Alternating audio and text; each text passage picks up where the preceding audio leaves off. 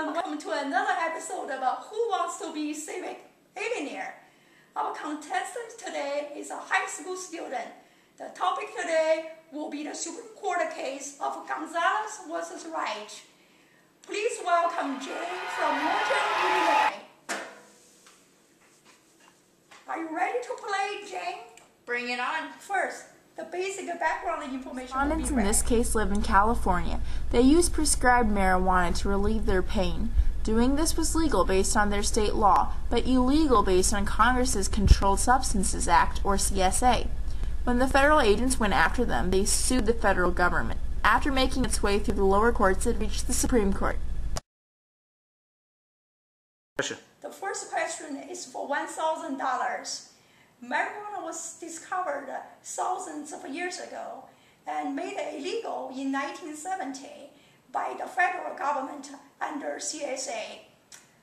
Give me two reasons why this case came up only in 2002. Well, the first is that research studies at that time showed the effectiveness and safety of using marijuana to treat certain cancer and pain.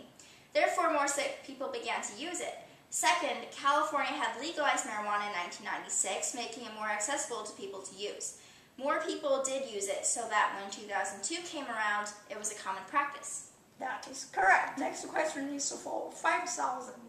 How did this case get to the Supreme Court? They sued the Attorney General John for prosecuting them in the district court. They lost. However, the Court of Appeals for the Ninth Circuit reversed and ruled against the Congress for prosecuting these two women. Then the federal government, represented by Attorney General Alberto Gonzales, appealed these rulings to this U.S. Supreme Court, which decided to hear this case on June 6 of 2005. Right again. Now, for $10,000, what type of case is this and why? This would be a federalism case because it is an issue of whether the Supreme Court was exceeding its power under the CSA to regulate interstate marijuana activity. The final decision was that the federal law, CSA, could override state law and regulate the state's marijuana activity. That is correct.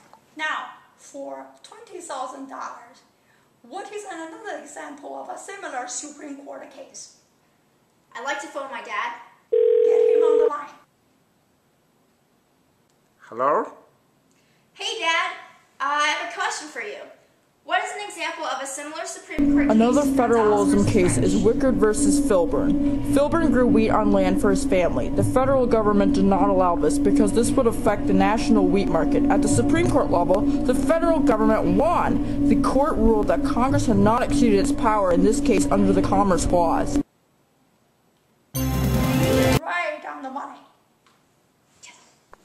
For $50,000, what are the arguments from both sides? The prosecution argued that using the CSA against them would violate the Commerce Clause. In their opinion, growing marijuana in someone's backyard and using it medically has nothing to do with interstate commerce. The area, of course, the federal government can put their foot down.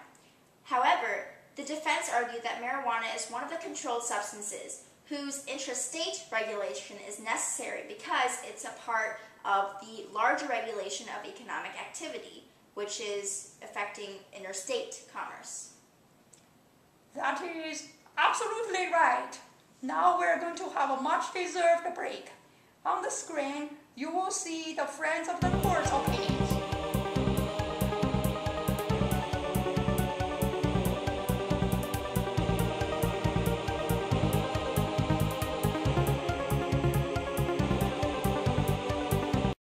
Now we bumped up to the $50,000 question. What is the justice's view on this matter? The majority opinion was delivered by Stevens. Kennedy, Souder, Ginsburg, Scalia, and Breyer made up the rest of the majority. They ruled that even intrastate cultivation of marijuana for medical purposes will affect the interstate market, so the CSA would still impose controls beyond what is required by California law.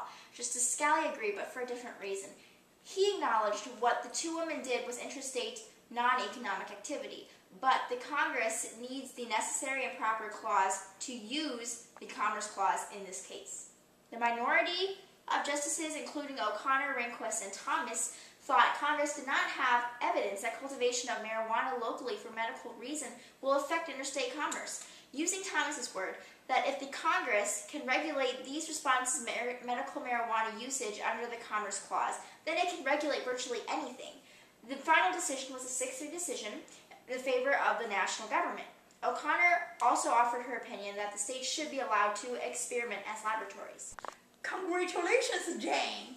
You made it to the $1 million question.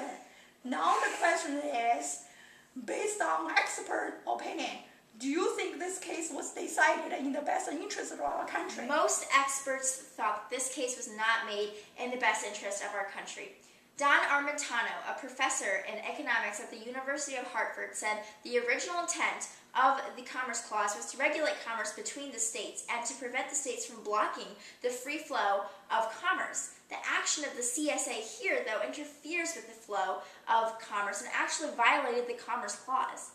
Mark Kleiman, on the other hand, a professor in public policy at UCLA, states that the entire structure of the CSA is unconstitutional because Congress has no general power and no delegated authority to regulate what an individual consumes. Therefore, I don't think judicial review worked because Congress has definitely stepped not only into the state's territory, but it has invaded our privacy and basic rights as people to control what we put in our bodies. Many patients out there right now are suffering